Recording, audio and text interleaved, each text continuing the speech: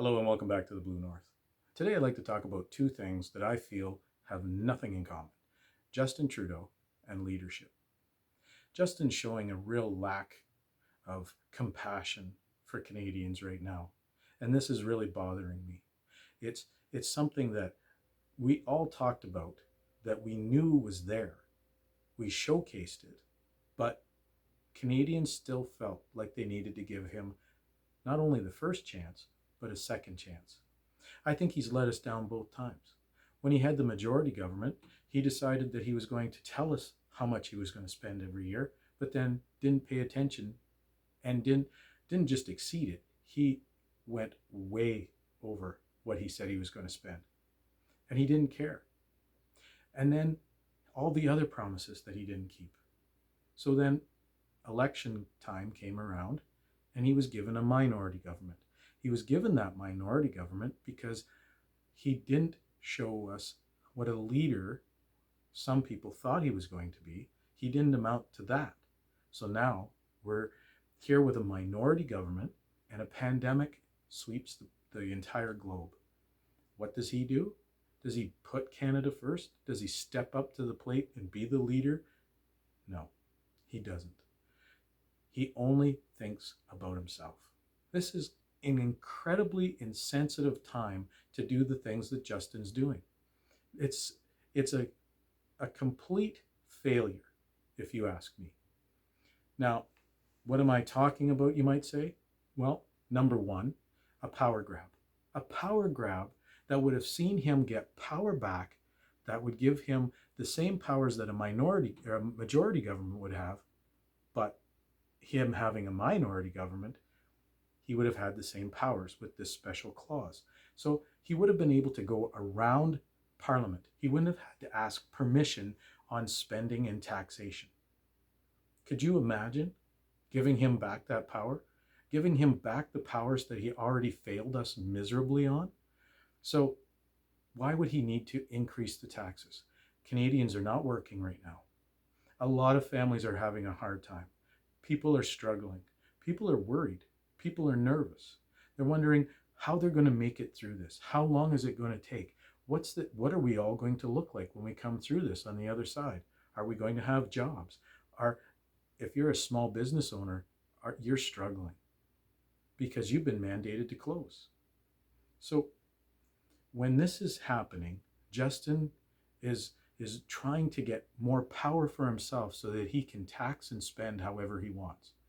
Well, how much more tax could he take from people? How much more taxes does he plan on trying to get from hardworking, everyday Canadians? Well, what does he do on April 1st? He does just that. He ups the carbon tax by 50%. A carbon tax that's killing Canadians when they're making 100% of their wages, let alone 55% of their wages. So on a tax that's already hurting and just killing Canadians from coast to coast to coast, he ups it by 50%. Is this putting Canada first? Is this his idea of putting Canada first? Well, it's not. You're failing us on something else. It's an ego for him. He wants to be able to spend on whatever he wants. Well, what does he spend his money on? What does he spend our money on? Our taxation. What does he spend it on?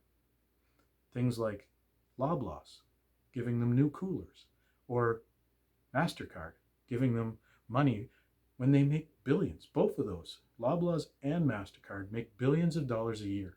But Justin thought that he needed to give millions of our taxpayer money to them. He bought the oil field out in Alberta just to shut it down. He had a disdain for Alberta, and now we see that he didn't just buy it to help it, he bought it to stop it. This is what he's doing with our money.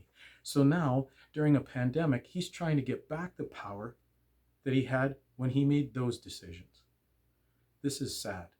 This should really trouble Canadians, every Canadian, even the ones that voted for him. He's not showcasing any leadership at all.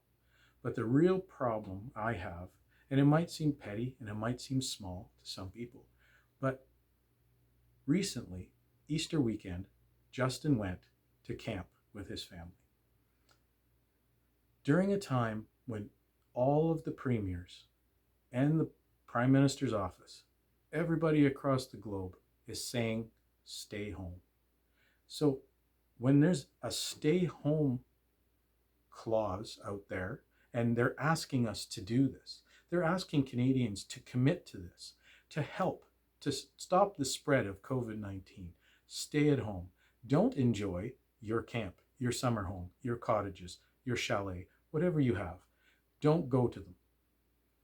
Every Canadian has been asked to stay at home. The one that's asking us goes to camp with his family for Easter weekend. Well, wouldn't Canada have loved to been able to go to ours? Wouldn't we all love to go to our second home if we have one? Wouldn't everybody love to go to that favorite spot we go to on holidays?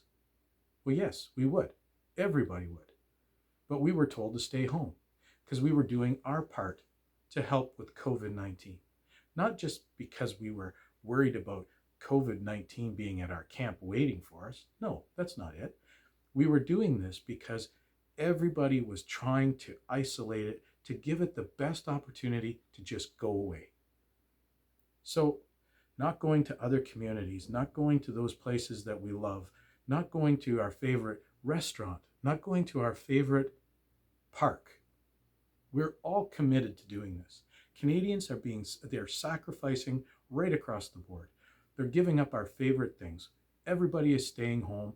We're being taught at home. The children are being taught at home. Teachers are stepping up. They're sending the work out. Parents are helping their children get this thing and get it going so that they still have an education, that they feel like they're still contributing. Everybody is just picking it up and trying their absolute best. And our leader decided that he didn't have to pay attention to those things that he's telling us to do. He went to camp. Well, your camp is no more important to you than our camp is to us. Everyday Canadians work incredibly hard, day in and day out, to be able to provide these things that families love. Second vehicles, hockey for the little guy, dance or ringette or whatever it is that your child is interested in. That all costs money. And now because of you, it costs way more because of your carbon tax. And now you've upped your carbon tax and it's going to cost us even more. But you don't take yourself, you're above all that, I guess. You get to go to your camp because your camp is more important, Justin. You are more important. You are above the rest of us. You don't have to sacrifice. You don't have to contribute to this hashtag stay at home. You don't have to contribute to the COVID-19 problem. We're seeing a lack of leadership. Teddy Roosevelt did not tell his Rough Riders to go up the hill and see if they could spot the enemy. They knew the enemy was there. And what did Teddy Roosevelt do? Teddy said, follow me. Well, I'm not expecting Justin to run up a hill. I'm not expecting him to put himself in the line of fire. I'm not asking him to do any of those things. I'm just asking him for once to maybe step up and just try to be a leader. Do those things that you're asking us to do. If you're expecting Canadians to do these things, then you should be doing it. You should be setting it. You should be setting the bar high for everybody else because you're doing it yourself. Lead by example, Justin. I don't know if you know how to do that. This is my problem. This is my fear. Because what we're seeing is you trying to get power that you don't deserve, that Canadians just didn't want you to have. You try to go around Parliament. That's not something that you can do. Even with a majority, you shouldn't try to do that. Then we see you up a tax that's killing us during a pandemic. So you're giving money with one hand and stealing more than you're giving back with the other hand. And now we're seeing that you just don't have to pay attention to those things that you're asking everyday Canadians to sacrifice. This is a lack of leadership. This is nowhere near what a leader should be doing. If you need to look to see maybe what other leaders are doing, maybe look to the premiers of the provinces. They're doing a great job. Doug Ford is doing an amazing job here in Ontario, faced with over 7,000 cases in Ontario of COVID-19. Today, I think it was up to 7,400. And he's still doing a fantastic job. What's he doing, for an example? He got a text from a Markham area dentist that he had masks. Doug didn't call in a photo opportunity. He didn't call in an opportunity for the press to meet him there so he looked good. No, he got the text. He got in his truck. He never told a single soul other than the dentist in Markham that he would be there for those masks. And you know what? He was. The only picture taken was from somebody at that office, not a member of the mainstream media. They probably wouldn't have published it anyways. So that's leadership, getting it done because he didn't send anybody else out. He went. Now, Justin had an opportunity to go fill some sandbags when there was flooding in Quebec, and he held up everybody that was there to chip in to fill these sandbags and put them in place to help people's homes not be flooded. But he shut everything down for 45 minutes because him and his children wanted to take pictures filling sandbags. 45 minutes. And when a volunteer confronted him and said, "You are putting yourself above everybody else. We're all here to help save our neighbors' homes. We're here to save their stuff. We're here to help. And we can't move for almost an hour because you are so busy thinking of you." And Justin's response was priceless. He said, "I've been filling sandbags for almost 15 minutes. 15 minutes. But you held up everything for 45 minutes. So those homes are getting water in them. Things are getting ruined. Maybe it's pictures of your children. You can't get those back. There's heirlooms. You can't get them back. Maybe it's something that your grandma or your grandfather or somebody gave to you, your parents, somebody. People have wonderful things in their homes. They don't want to ruin them. They don't want to lose them to flooding. Could you imagine those things were ruined because 45 minutes of downtime so Justin could take pictures of his kids filling sandbags? Well, hell, you could have done that anytime. Do that when there's not a flood in place. Do that after. It's sad that this kind of leadership is still present and is what he's showcasing through this pandemic. And I'm just thoroughly disgusted with Justin Trudeau. But hopefully in the next election, we elect somebody that's going to put Canada first. Somebody that's willing to say, follow me, and do what he's asking us to do, or she. So I'm going to be keeping my eye on those people in our communities and our leaders who are asking us to do things, but not willing to do them themselves.